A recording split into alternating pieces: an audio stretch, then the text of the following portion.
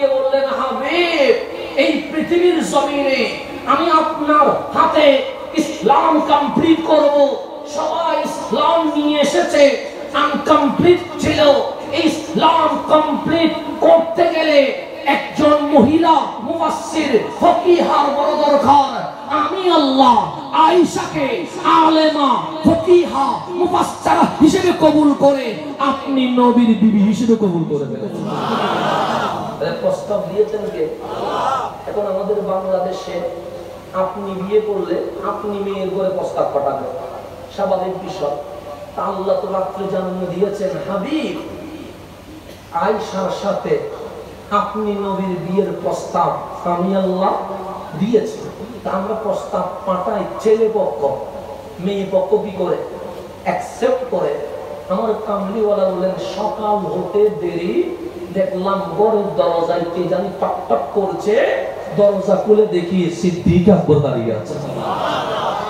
রাত্রে দেখছেন আয়েশাকে বিয়ে করছে, আর সকালে দেখছেন মেয়ের বাবা কি হয়ে আছে, দাঁড়িয়ে আছে। আমার রাসূল বললেন, আবু বকর, হঠাৎ অসময়ে আসলেন, এখন তো আমি ডাকিও না আপনাকে, আর কিছুক্ষণ পর আমি তো মসজিদে যাব, ফজর কায়েম করব, সেখানে তো দেখা হবে।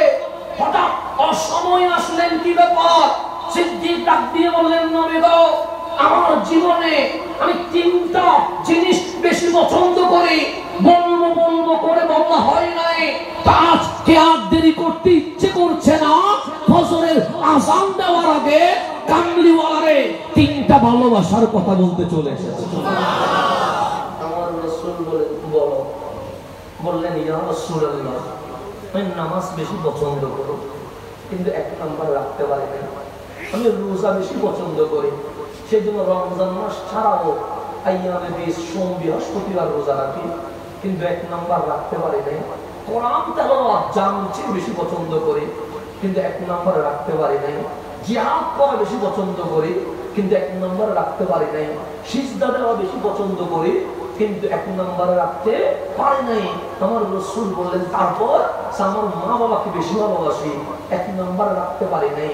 আমার ঘরের বউটাকে বেশি ভালোবাসি, এক নাম্বার রাখতে পারি নাই। আমার সন্তান সন্ততিকে বেশি ভালোবাসি, এক নাম্বার রাখতে পারি নাই। আমার রাসূল বললেন, ও আমার আবু বকর, কি শুরু করছো? এক নাম্বার রাখতে পারো নাই, তো এক নাম্বার কি রাখছো সেটাই তো বলবো। এক নাম্বার হচ্ছে আমার দুটো চোখ থাকলে, আর এই চোখ দিয়ে শুধু নবীকে দেখতে থাকবে। এটা কয় নাম্বার? দুই নাম্বার। দুই নাম্বার, আল্লাহ আমাকে অনেক সম্পদ দিয়েছে। মানুষ বাংলো ফ্যাক্টরি করবে স্বপ্ন দেখে, গাড়ি বাড়ি থাকবে স্বপ্নে দেখে। আমার দুই নাম্বারের স্বপ্ন হচ্ছে আমার সমস্ত সম্পদ এই ইসলাম দ্বীনের জন্য কামলিওয়ালার কদমে কুরবান করে দেব। আমার রাসূল তিন নাম্বার, আমার ঘরে একটা মেয়ে আছে, নাম তার আয়েশা।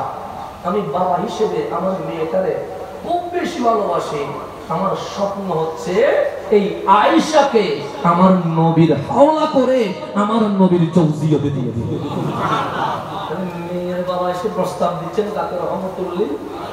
এইদিকে আল্লাহ রাত্রে স্বপ্নে দেখালেন, আর ছেলে পক্ষ প্রস্তাব দেয়।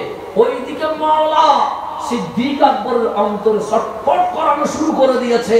সকাল হয় নাই, ফজরের আযানের আগে সাইয়েদুনা সিদ্দিক আকবর বিয়ের প্রস্তাব দিয়ে দিয়েছে। আমার রাসূল বললেন, আবু বকর, তুমি নিজে আসো নাই, তোমাকে রহমান পাঠিয়েছে।